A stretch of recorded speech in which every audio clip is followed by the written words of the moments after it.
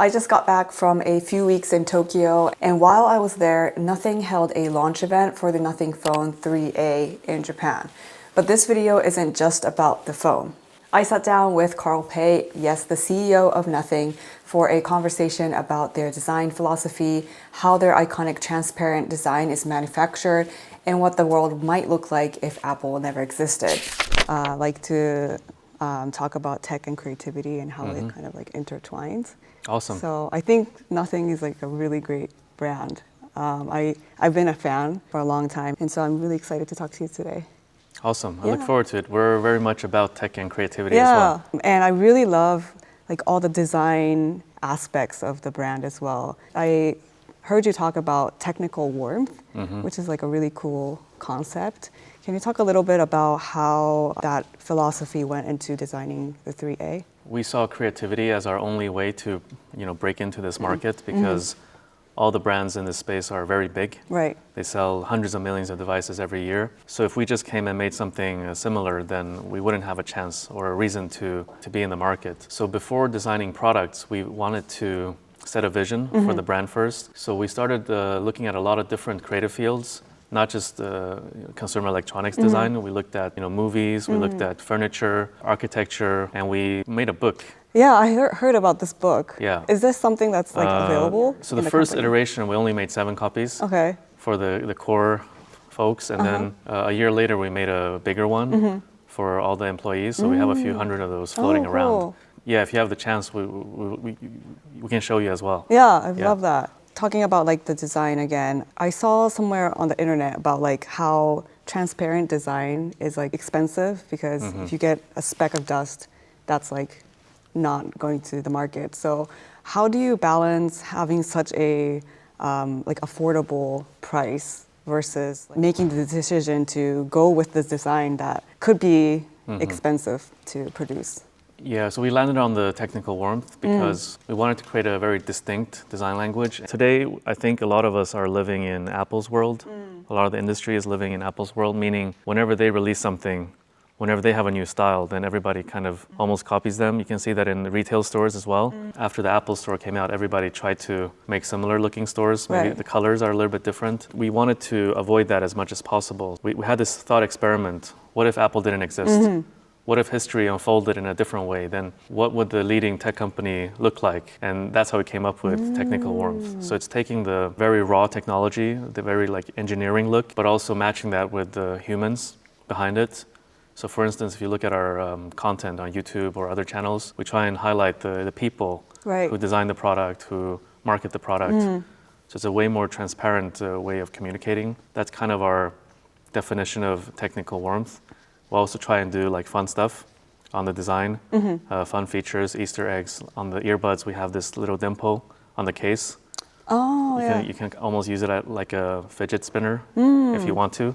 That's our view on technical warmth. In terms of the balance, the very honest answer is like we're not making money yet, but it's okay in the short term because we're investing towards the future. We have to have a very distinct design language. That's the only way we can make a mark on the market. We're very happy with 90% of the people not caring about us or disliking us, as long as we capture the first 10% and make them true believers in the brand.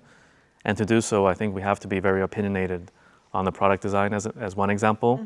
So yes, it costs more money to make transparent designs, like for instance, these glyph interface lights.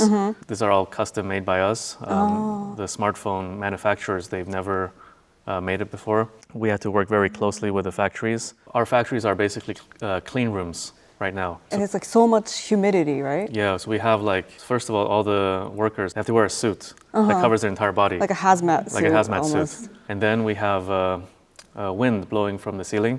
So the dust will like concentrate settle on the ground. And then the ground is wet, so that the dust sticks to the ground. Interesting. In normal factories, you don't have that. People like can that. wear like a uniform, like a regular uniform, and it's a different environment. But because we wanted to create these transparent products, we had to approach it this way. It's a little bit of pain, but also I think consumers love it, our fans love it. And also it's very hard to copy. It's financially irresponsible to copy us. You mentioned about the YouTube channel. I'm a big fan of the YouTube channel because we get to see a lot of like the drafts, like things that didn't make it into the product, which is, I think, super rare for any company because they don't want to show mistakes or like bad takes, or I mean, it may not even be bad takes, it's just like what you chose.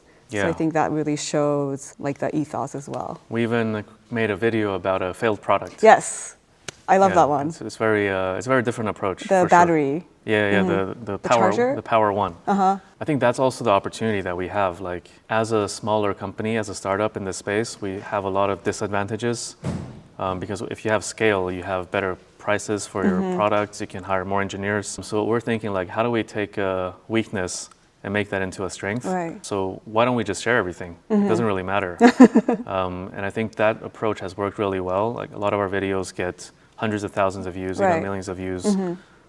I've challenged the team to get to 1 million subscribers, I think. I think it's almost there. Almost there, yeah. Yeah, it's been a few years, but better late than Yeah. never.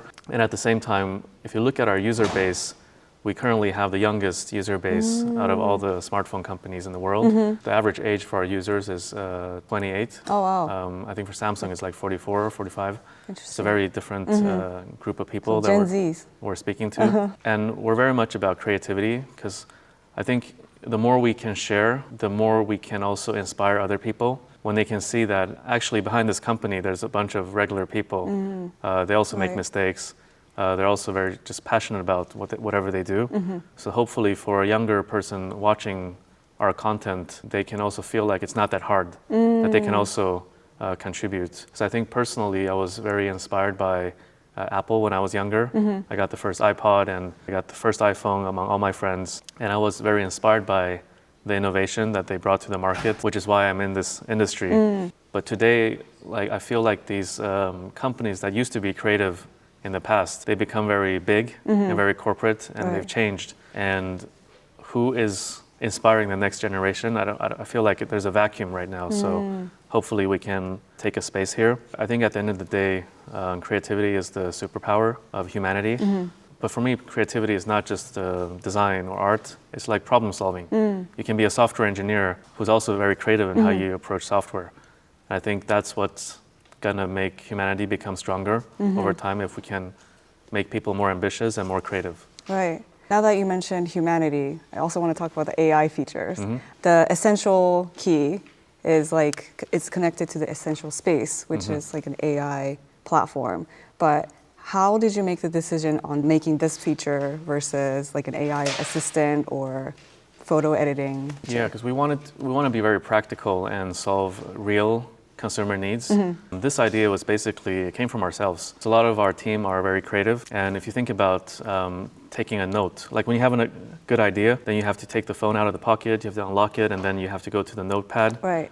Maybe you already forgot the idea. On one hand, it's like solving a problem for ourselves. Whenever we have inspiration, we can just note it down. Hopefully in the future, we'll also just integrate it into the earbuds, so you just speak and then it's already there. At the same time, if we study the user behavior, people are already doing this. I'm not sure on your phone, but on a lot of phones, there's a lot of screenshots. If you look at the screenshots, there's so many things that people wanted to remember, but sometimes in screenshots, sometimes on Notion, sometimes in the notepad. Right. How do we just create one space to solve the problem? So we basically never talk about AI, or very seldomly do we talk about AI. I think it's super overhyped right now. I think Apple, they announced the Apple Intelligence last year. The story was huge. It was going to revolutionize your life, and then in the end, it's like you can generate a emoji. So we want to take the opposite approach, be very practical, solve real needs for creative people, and then over time we can expand the product to do more and more. But I think the story should always be after the product, not before the product. We want to push out some cool stuff, but I think we should just build a good product, let consumers adopt. We collect feedback, we make the product better, and then we tell the story. Instead of telling the story first, oh, we're going to change the world, and not ship anything useful. So when I visited London, I went to Dover Street Market, had the Nothing collaboration at the time. So I went and bought like a shirt. Oh, very cool. But it was really cool to see like a tech company collaborating with a fashion brand. Why do you collaborate with these non-tech brands, and like what's your thinking behind this? First of all, we already have a lot of users who are creative, who are into these things. And as we're kind of imagining technical warmth, the concept we had in mind for the apparel was, what does modern factory wear look like? So if you visit our factories, they already wear these trench coats or lab coats. They already wear the cap to prevent the hair from dropping onto the production line. So we just made it more fashion, more of our style. We also made a beer before. Yes, I actually got one. Oh. Yeah, at the pop-up. Oh, very cool. They gave it to me, so I was like... So it's just about, doing fun stuff. Yeah. Because our mission is to make tech fun again. So we also have to enable the team to do fun stuff. So that was for like a April Fool's? Yeah, it was April Fool's, joke? but we actually made it as well. But it's like actually really good beer, yeah. I heard. But I haven't opened it because I was like, this is like it's very limited a treasure. Edition. Yeah, it's on my like shelf right now. Let me ask you about the Japanese market. There was a talk about the camera being a little bit inspired by Japanese concepts.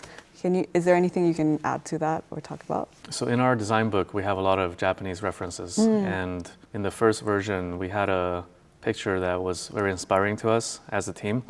It was basically the Sony museum. I forgot the exact name of the location, but I think they closed it already. It was a person just looking at a wall of Sony products, and we said, hey, look, Sony used to be this brand that cared a lot about design. Not only was each product executed to a good level, but there was also consistency between the different products, so that even if you don't see the Sony logo, you will be able to tell that it's a Sony product. And this is very rare today. Most companies, they just try and make each individual product beautiful, but they don't think about the overall brand and the consistency. So we said, hey, let's take inspiration and create this design language that can last for the long term, so that even when users can't see the logo, they just see the product, they will know it's us.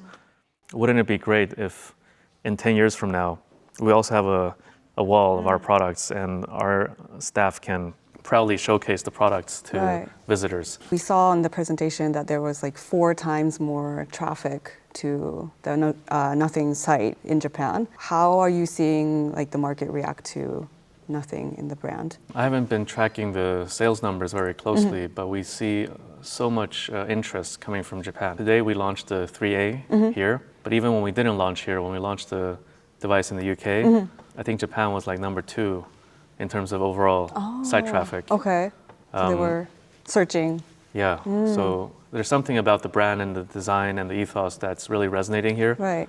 But I think it's a very long-term play because it's a very mature market. People are very used to some of their favorite brands like Apple. The good part is we're seeing a lot of Apple users switch to Nothing. For the earbuds, more than half of the users are currently using iPhone. And for the smartphone, about 12% come from iPhone. 12% might sound small, but this is already like 4 times more than the Android average. Longer term, I think Japan is a great market for us because the share of premium devices is very high. People have quite a lot of disposable income, and also people tend to spend more money on software and services. So on one hand, on the hardware side, we're trying to build cooler and cooler products with more innovation. So we will need to become more and more premium in the pricing over time. And then on the software side, Essential Space is just the first launch, but we're quickly iterating on it. Over time, software will become more and more important to us. And Japan is a market that really cares about software, so we see a very long-term play here in the market. So you're thinking more about like software, like subscriptions or? Only if it's useful. Like we need to provide this amount of value and then we can charge this amount. It can't be the other way around. Right. Well, I'm happy we're able to chat while Yeah, you were here. thank you so much. I'd love to visit you in London as well sometime. Yeah, let us know. Yeah, thank you so much. Thank you. Thank you. I'm really glad I was able to chat with Carl about the overall design ethos at Nothing. I found it really inspiring to hear what is happening behind the scenes. It was also my birthday on this day, so that was pretty special for me as well. I'm thinking of making a separate video for the phone 3A, but it's not only beautifully designed, but the value for the price is really compelling. If you're also into tech and creativity, make sure you're subscribed, and I'll see you in the next video. Bye! I'm having the time of my life.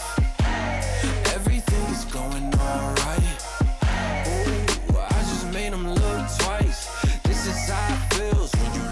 that good, good